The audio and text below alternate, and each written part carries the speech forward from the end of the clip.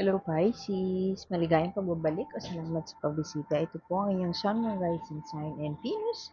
General reading tayo para sa buwan ng Nobyembre. Kunin niyo lang po kung ano yung nakarelate kayo, tapon niyo hindi. Kung hindi nakarelate, okay lang yan. Maaaring sa susunod na buwan ang siyang makaka-relate tayo. Pero naniniwala ako, meron at meron tayong dahilan kung ba tayo napadpad dito. Hindi lamang sa algorithm, pero may dahilan kung ba tayo napadpad. So, ang core energy muna ang kukunin natin for the month of November. Pisces Chariot. Ang Chariot, success yan. Wow, sa success si Pisces.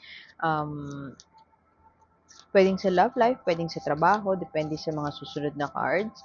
Pero ang enerhiya niyan, alam mo kung ano yung gusto mo. Alam mo kung ano yung ipupursu mo. Alam mo kung ano yung path na tatahakin mo. Alam mo kung saan ka papunta. Maaaring nagkaroon ng failures o nagkaroon ng mga paghihirap ng mga nakaraang buwan. Pero ngayon parang ano na, parang papunta ka na sa direksyon na alam mong sa-success o magsa-succeed ka, yung gano'n. Um, Pwede din na maraming kumukontra, kung hindi currently, pwedeng mga nakaraang buwan. Pero despite na kahit na maraming kumukontra sa'yo, pinagpatuloy mo yung path na naroon ka ngayon o career.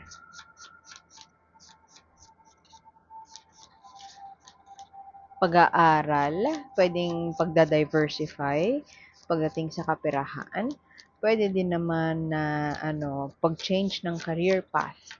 At kung hindi mo pa nararamdaman yung success na yan, papunta ka na doon. May kinalaman siya sa bagong track sa career. Pwede din naman na may kinalaman siya sa pag-iipon o bagong pag-asa, bagong pagkakataon para kumita. Hindi ko sinabing malaki basta kumita. Kasi page of coins yan. A period of abundance.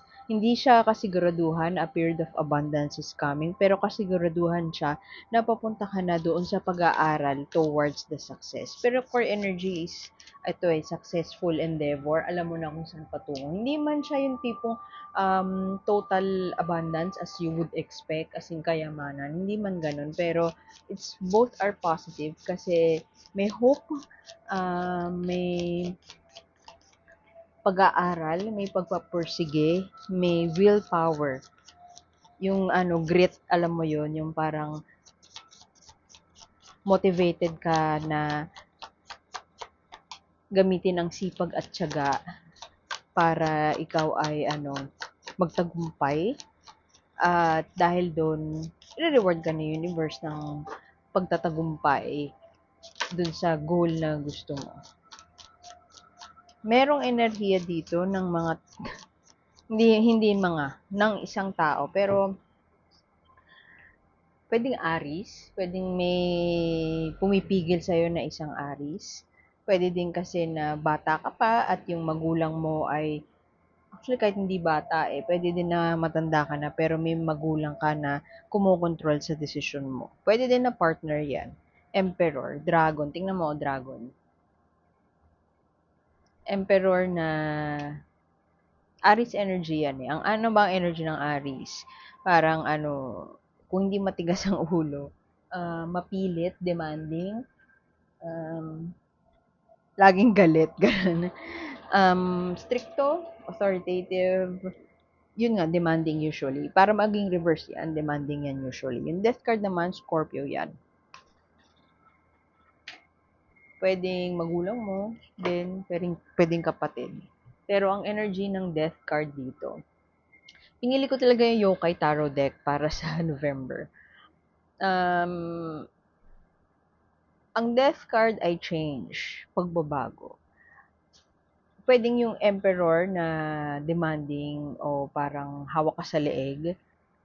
Pwedeng may tao na hawak ka sa leeg na siya hindi mo napapansin siya ang pumipigil sa iyong success o siya ang pumipigil sa iyong mga gustong mangyari in life. Pwede din kasi na, 'di ba sabi ko kanina, um, despite ng kahit na may mga blockers ka, kahit na may mga pumipigil sa'yo or may mga nanggugulo sa'yo, ipagpapatuloy mo yung sipag at tiyaga, gagamitin mo, mamomotivate ka ng sipag at tiyaga at malakas ang willpower mo para mag-continue.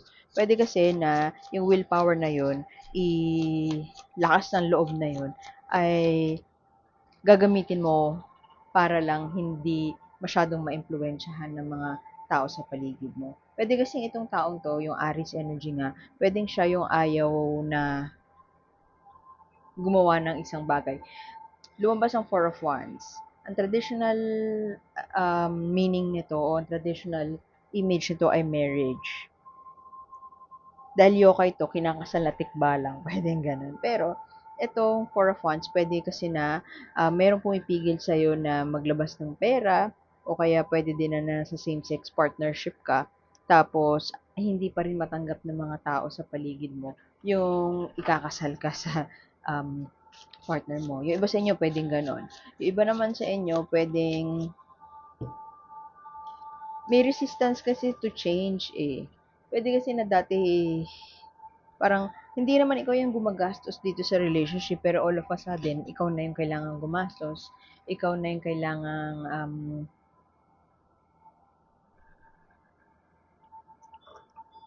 mag-adapt dun sa pagbabago. May kailangan baguhin eh, na hindi, na hesitant kang baguhin. O pwede din naman na yung hesitation sa pagbabago na yun ay bugso ng mga impluensya ng mga tao sa paligid mo. Pwedeng bugso ng partner mo. Kaya ko nasabing pwedeng partner yung may hawak sa'yo sa leeg na hindi ka aware na hawak ka sa leeg. Kasi, I mean, kung adult ka na, kung nanonood ka ng tarot reading, adult ka na. At yung mga adults, hindi naman sila basta-basta mahahawakan sa leg. Or pwede din nahahawakan sa leg ng magulang na. Kaya ako nasabi ng partner. Kasi, ang mga may hawak lang naman sa leeg natin, na malakas yung kapit, ay mga partner natin. So, malakas yung impluensya nila sa atin. Pwedeng ganun. Actually, pwede din naman na yung partner mo yan, sa kanya ka ikakasal, tapos ang dami niyang demands na may kinalaman sa pera. O pwede din naman na, sabi niya sa'yo, mag-resign ka, ganyan. Mag-resign ka na, ako na lang magtatrabaho, umalis ka na dyan, mag-travel tayo overseas. O pwede din naman na yung honeymoon nyo, hindi nyo mapagdesisyonan, or magastos yung gusto ng partner mo. So, ikaw yung kailangan gumastos doon. Ikaw yung magpo-provide, pwedeng ikaw yung lalaki, ganyan. May dreams of the future. Ang dami kong nakikita dito na parang looking towards the future ka. Meron kang pinapangarap. Meron ka din pinapangarap pwede nakasal. Something na abundant, something na maganda, gusto mong mangyari sa buhay mo. So ngayon, pwede na kayo, yung iba sa inyo, nag-usap na ng partner nyo at ready kayo to cooperate or ready kayo na ayusin yun, ready kayo na to do the work at ready kayo na pagtagumpayan siya. Yun nga lang nga, merong mga tao o mga may umiimpluwensya doon sa mga pangarap nyo na yan eh. Doon sa mga nice dreams nyo for yourselves. Pero, ang maganda nun, kasi core energy mo, chariot. Core energy mo, chariot. Ang chariot is success. Ibang deck yan na. Ang energy nun is success and willpower. So, I feel like, kahit pa merong mga amuyong o nagko-control sa paligid mo, mapagtatagumpayan mo itong hurdle na ito. Kasi merong kailangan baguhin para ma-achieve yung mga bagay na pinapangarap mo sa ngayon. Maaaring yung pagbabago na yun nga, investment related, kinakailangan maglabas ka ng medyo malaki-laking salapi. Yung iba naman, pwede naman na kinakailangan na magbago ka ng trabaho, mag-relocate ka, magpalit ka ng magpalit ka ng tirahan, palit ka ng career path. Nandito ang Five of Cups. This is mourning. May failure. Pwede din na yung iba sa inyo namatayan ng breadwinner in the family o namatayan ng parent. Kaya medyo kinakailangan mo na mag-step up o kinakailangan mo ng ikaw ang pumalit sa lugar niya. Parang gano'n. Yung iba sa inyo, pwedeng breadwinner situation. O pwede din naman na ikaw yung naging breadwinner. Pwedeng ikaw yung dating breadwinner, tapos parang may kinakailangan magbago. Pwedeng ikakasal ka na, kaya kinakailangan ng hindi ka maging breadwinner. Pero iba naman sa inyo, pwede na namatayan ng parent o namatayan ng breadwinner talaga, tapos kayo yung kinakailangan pumalit. May mga pagbabago na kailangan mangyari this November, o kung hindi this November, early next year. Pero sa ngayon, hindi pa, pwedeng yung mga pagbabago na yun ang siyang makasisira doon sa dreams mo for yourself. Pwede din naman na mangarap ka muli dahil nga kailangan gawin yung pagbabago na yon. Kung this month mangyayari yung simula ng pagbabago na yon, um, it's not gonna be easy. Hindi siya agad-agad nasusolusyonan. Pwede din na this November mo pa lang siya pag-iisipan o mangyayari. Um, may bago eh. Hindi ko sinasabi na bago kasi walang ace dito. Hindi ko sinasabi na bago as in sobrang unfamiliar sa'yo. As in bago, new beginning. Hindi ganon. It's more of bago kasi hindi siya familiar sa'yo. Unfamiliar, dalawa ang pages mo dito. Unfamiliar, para kang estudyante, para kang nangangapa. May pangangapa. May pangangapa at uy, may pangangapa at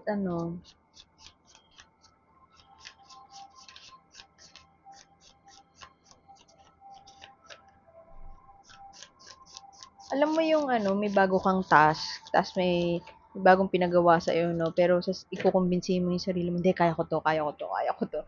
Mahirap siya, pero mapagtatagumpayan mo siya, yun yung nakikita ko sa'yo. Mukhang pera and love situation. Meron ditong tao, hindi ko alam kung sino 'to, ikaw ang makakaalam. Pero puwedeng Cancer, Scorpio, Pisces. Puwedeng yung iba sa inyo dealing with a Cancer, Scorpio, Pisces. Puwede din naman na hindi mo pa nami-meet 'tong taong 'to. Puwede din na boss mo 'to, not necessarily Cancer, Scorpio, Pisces, ha, huwag kayong ma-stuck do'n. Pero itong energy na 'to mapagmahal siya, empathetic. Siya kung magkaroon man ng chaos sa iyong heart situation, not necessarily love life, basta kung ma-broken hearted ka, pwede ka naman ma-broken hearted sa di ba? Pwedeng broken hearted ka sa nawalan ka ng pera, kulang yung sahod mo. Lakas kaya mga nun, heartbreak nun. Anyway, so merong may nangyari or may nangyari, pwede kasing breakup 'to, eh. So, naka-focus ka, puwedeng this November mafo-focus ka dun sa, sakit na dadalhin nun, pero lagi ang message ng Five of Cups, there's always yung meron pang nasa likod mo na hindi mo napapansin, may naiwan pa, so mag-shift ka ng focus dun. Puwede kasi na may yung tao na controlling, parang it gets to you, naiinis ka, hindi ka makagalaw dahil dun sa emperor na yan na talagang kumokontrol sa'yo. Pwedeng hindi mo napapansin yung control na yun, pero pwedeng aware na aware ka dun sa control na yun. So, merong codependence. Pwede nga na break up yan. Kailangan mo nang umalis sa heartbreak situation, kaya ka mag-explore ng bago, kaya ka mangangarap muli ng isang magandang love situation o kaya marriage, pwede din na kaya ka mangangarap na pumunta sa ibang bansa kasi looking towards the future. Tingnan mo, nakatingin siya sa malayo. Oh. Pwedeng travel yan, ganyan. So, dahil dalawa yung pages mo dito, merong bagong tatahakin, iisipin, paplanuhin. So, itong tao na 'to, puwedeng hindi mo pa 'to nami-meet, puwedeng ito yung tao na siya ang magiging balanse o siya ang tutulong sa'yo para to make sense of all the heartbreaks na na-experience mo o ma-experience mo kasi sobrang emotionally stable niya. Puwedeng father figure. Yung pakiramdam mo na napi-pick up ko dito sa tao na 'to, hindi mo pa siya I mean, hindi siya constant pa sa life mo. Hindi constant meaning hindi kayo gano'n close, puwedeng gano'n. Puwedeng boss mo 'yan, puwedeng tito mo, and 'yang tao na 'yan ang siyang siguro magga-ground sa'yo o tutulong sa'yo um, para trabahuhin towards the tagumpay, yung chariot kanina. Itong devil naman na ito, Siguro kaya din yung mga tao sa paligid mo, kung nag-applicable sa'yo yung sinabi ko kanina, ay pinipigilan ka na ikasal dun sa partner mo, pwedeng same-sex partnership na, kinokontrol ka sa mga decision mo, pwede kasi na yung tao na yun ay parang sulsul siya, the devil, pwedeng Capricorn to. May codependence o kaya pwede din naman na parang addiction. Pwedeng ganun. May addiction, pero despite all of that, there's this person na siyang source of strength mo sa mga pagkakataon na you feel down o kaya parang feeling mo hindi mo kayang mag-continue doon sa path na gusto mong tahakin.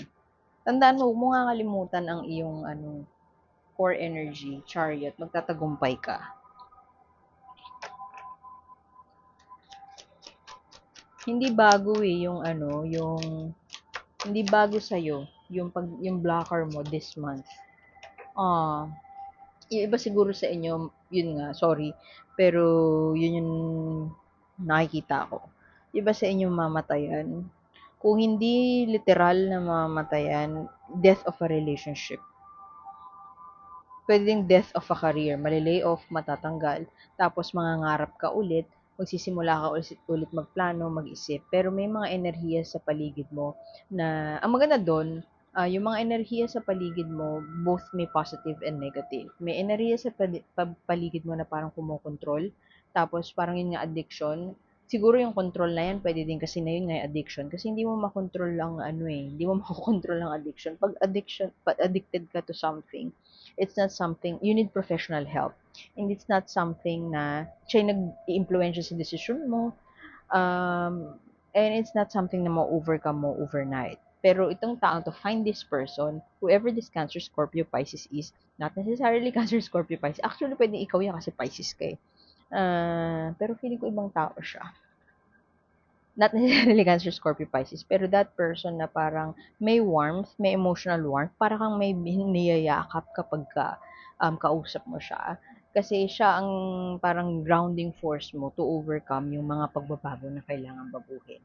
Okay, ang iyong mensahe mula sa Oracle, I remember the Wooby. Ang Wooby, siya yung, alam mo yung, ewan ko kung meron kayong ganun, pero ako may ganun ako, yung toy mo, yung stuffed toy mo nung bata ka na lagi mong yakap, na lagi mong parang magbibigay sa'yo ng comfort.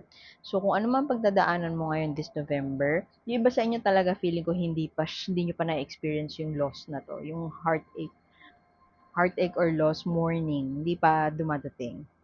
So, kung dumating man yan, or whenever that heartbreak, ma-experience mo ang heartbreak, tandaan mo, hanapin mo yung mga bagay o tao, hindi bagay, hanapin mo yung tao. Actually, pwede din pala bagay, sorry. Mga bagay o tao na nagbibigay sa'yo ng comfort. Kasi you have to take a step back. Kapag may na-experience kang di maganda, step back, and find that comfort and solace and parang i-appease mo o tutulungan mo yung sarili mo na makarecover. So, pwedeng yung Wooby na yan, actually, itong tao na to, yung magiging comfort mo when the going gets tough. So, iwan ko na yun doon, Pisces. Salamat sa pagbisita. Sana makita ko ulit next time. Ako po si A, and see you soon. Bye-bye! Ay, don't forget to like, share, and subscribe, ha?